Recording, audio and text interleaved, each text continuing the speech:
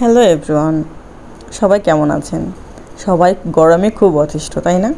তাই এত গরমে ঠান্ডা কিছু না হলে কি আর হয়? আমি সেদিন ম্যাঙ্গো পুডিং করেছিলাম। আমার মেয়ের এত মজা লেগেছিল, ও আমাকে আজকে বলছে, মা ড্রাগন পুডিং করো।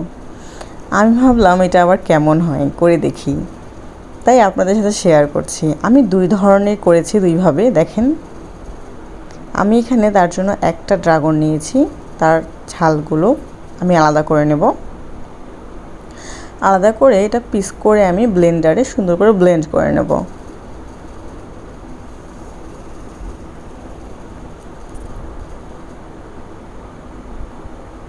এটা আমি একদম মিহি করে ব্লেন্ড করে নেব, যেন আমাকে ছাঁকনিতে ছাঁকতে না হয়।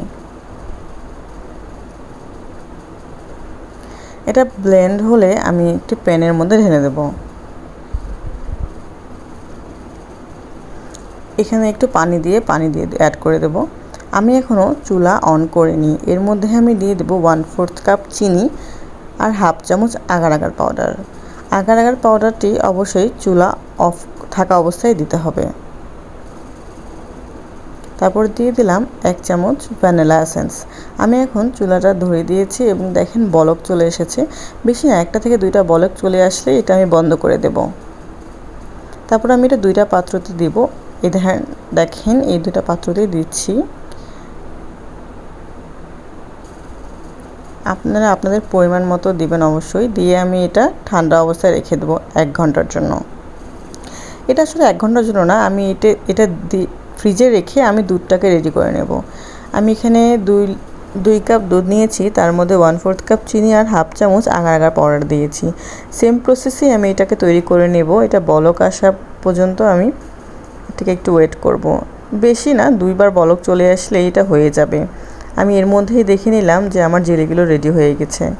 আমি এখন এই একটি পাত্র জেলিগুলো সুন্দর করে কেটে নেব, আর কাচের পাত্র জেলিটা আমি কাটবো না। এটা কাটাটা খুবই ইজি, দেখেন খুব সুন্দর করে এটা কাট হয়ে যাচ্ছে। বেশি কিছুই না, জাস্ট এটা কেটে দিয়ে এরকম করে স্প্যাচুলা দিয়ে তুললে এই জেলিগুলো সুন্দরভাবে চলে আসবে। দেখুন,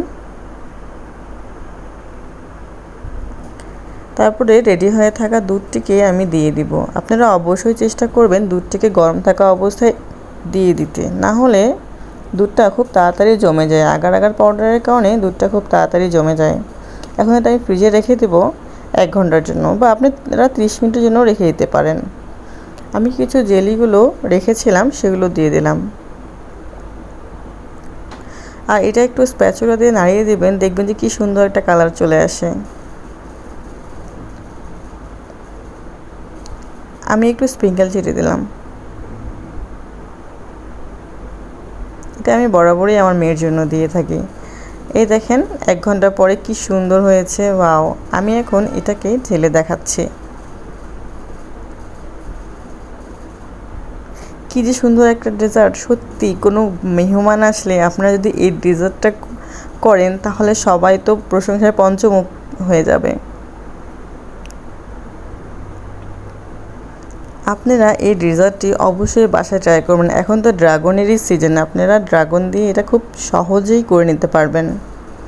সত্যি দেখতে যে এতটাই অসাধারণ, দেখলেই চোখটা একদম ভরে যাচ্ছে। চোখ, মন, প্রাণ সবই ভরে যায় এটা দেখলে।